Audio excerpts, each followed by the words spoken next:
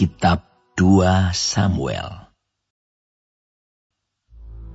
Setelah Saul mati, dan ketika Daud kembali sesudah memukul kalah orang Amalek dan tinggal 2 hari di Siklag, maka datanglah pada hari ketiga seorang dari tentara dari pihak Saul dengan pakaian terkoyak-koyak dan tanah di atas kepala. Ketika ia sampai kepada Daud, sujudlah ia ke tanah dan menyembah. Bertanyalah Daud kepadanya, "Dari manakah engkau?" Jawabnya kepadanya, "Aku lolos dari tentara Israel." Bertanyalah pula Daud kepadanya, "Apakah yang terjadi? Coba ceritakan kepadaku." Jawabnya, "Rakyat telah melarikan diri dari pertempuran.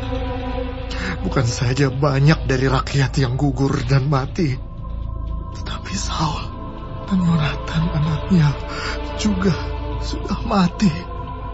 Lalu Daud berkata kepada orang muda yang membawa kabar kepadanya itu, "Bagaimana kau ketahui bahwa Saul dan Yonatan anaknya sudah mati?" Orang muda yang membawa kabar kepadanya itu berkata, "Kebetulan aku ada di pegunungan Gilboa. Maka tampaklah Saul bertelekan pada tombaknya, sedang kereta-kereta dan orang-orang berkuda mengejarnya. Ketika menoleh ke belakang, ia melihat aku, lalu memanggil aku, dan aku berkata, 'Ya Tuanku.' Ia bertanya kepadaku, 'Siapakah engkau?' Jawabku kepadanya, 'Aku seorang Amalek.' Lalu katanya kepadaku, 'Datanglah kemari dan bunuhlah aku, sebab kekejangan telah menyerang aku, tetapi aku masih bernyawa. Aku datang ke dekatnya dan membunuh dia, sebab aku tahu ia tidak dapat hidup terus setelah jatuh. Aku mengambil jejamang yang ada di kepalanya dan gelang yang ada pada lengannya, dan inilah dia. Aku bawa kepada tuanku.' Lalu Daud memegang pakaiannya dan mengoyakkannya, dan semua orang yang bersama-sama dengan dia berbuat demikian juga.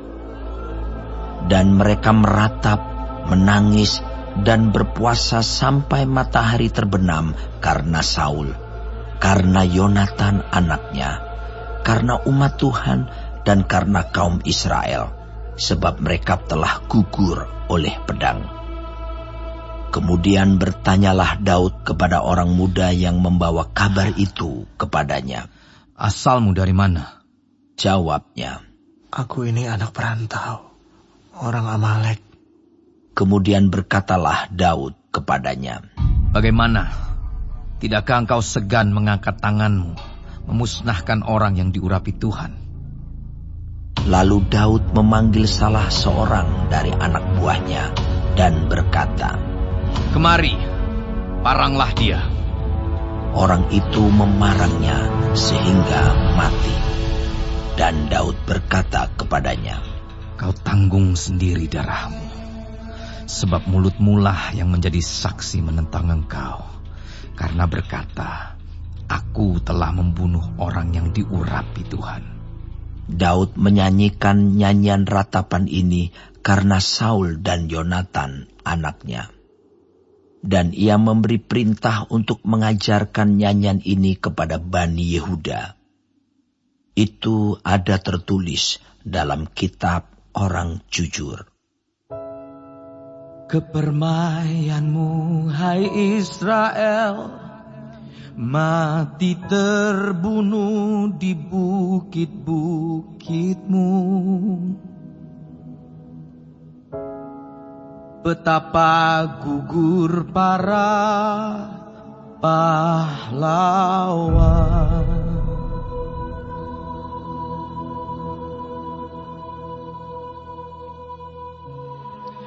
Janganlah kabarkan itu di Gad, janganlah beritakan itu di lorong-lorong Askelon, supaya jangan bersuka cita anak-anak perempuan orang Filistin, supaya jangan beria-ria anak-anak perempuan orang-orang yang tidak bersunat.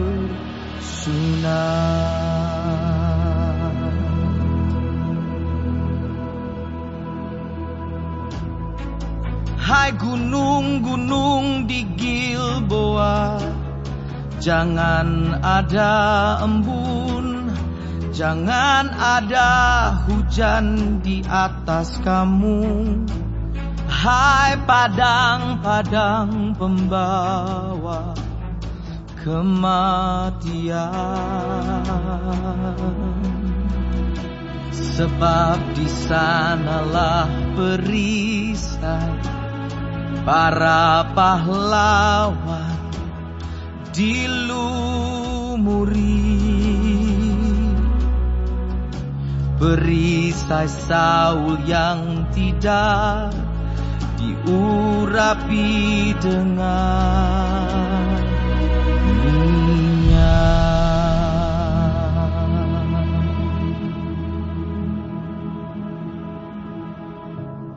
tanpa darah orang-orang yang mati terbunuh, dan tanpa lemak para pahlawan, panah Yonatan tidak pernah berpaling pulang.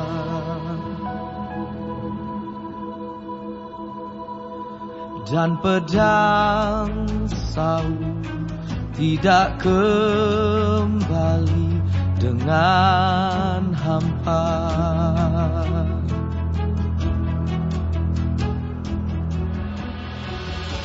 Saul dan Yonatan, orang-orang yang dicintai dan yang ramah,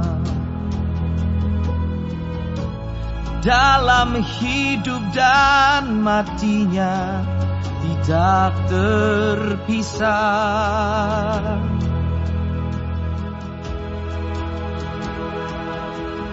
Mereka lebih cepat dari burung Raja Wali, mereka lebih kuat dari singa.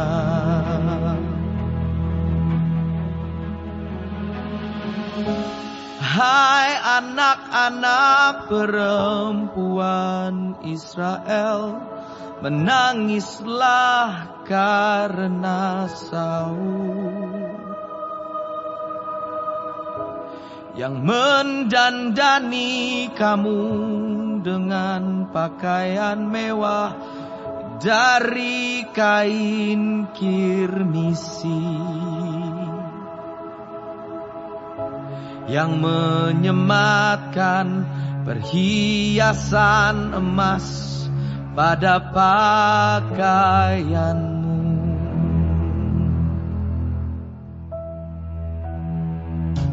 Betapa gugur para pahlawan di tengah-tengah pertempuran. Yonatan mati terbunuh di bukit-bukitmu.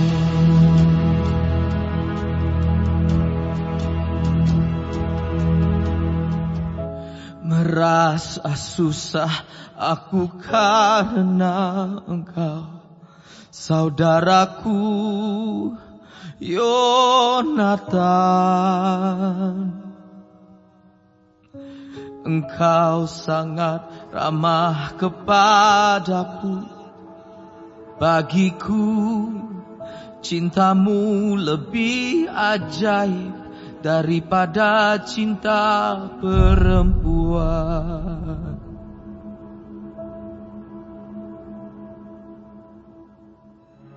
betapa gugur para pahlawan dan musnah senjata-senjata perang.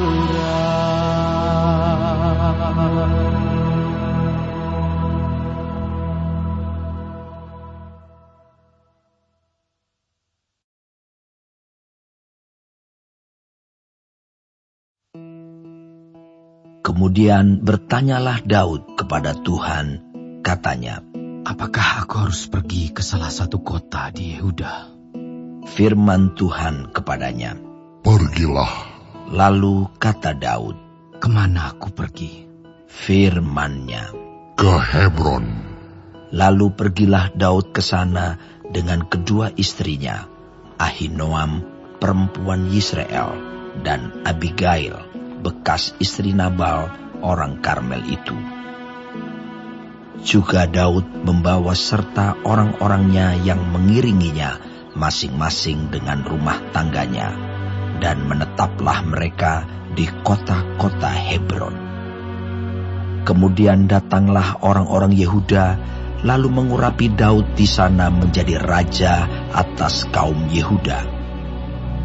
Ketika kepada Daud diberitahukan bahwa orang-orang Yabes Gilead menguburkan Saul, maka Daud mengirim orang kepada orang-orang Yabes Gilead dengan pesan, diberkatilah kamu oleh Tuhan, karena kamu telah menunjukkan kasih-Mu kepada tuanmu Saul dengan menguburkannya.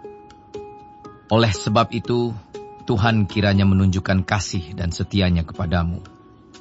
Aku pun akan berbuat kebaikan yang sama kepadamu, karena kamu telah melakukan hal yang demikian. Kuatkanlah hatimu sekarang, dan jadilah orang-orang yang gagah perkasa. Sekalipun tuanmu Saul sudah mati, dan aku telah diurapi oleh kaum Yehuda, menjadi raja atas mereka. Abner bin Ner, panglima Saul, telah mengambil Isi-Boset, anak Saul, dan membawanya ke Mahanaim, serta menjadikannya raja atas Gilead, atas orang Asyuri, atas Yisrael, atas Efraim, dan atas Benyamin, bahkan atas seluruh Israel. Isi-Boset bin Saul berumur 40 tahun pada waktu ia menjadi raja atas Israel, dan ia memerintah 2 tahun lamanya. Hanyalah kaum Yehuda yang mengikuti Daud. Dan lamanya Daud memerintah di Hebron atas kaum Yehuda adalah 7 tahun dan 6 bulan. Lalu Abner bin Ner dengan anak buah Isi-Boset bin Saul bergerak maju dari Mahanaim ke Gibeon. Juga Yoab anak Seruya dan anak buah Daud bergerak maju. Mereka saling bertemu di telaga Gibeon, lalu tinggal di sana.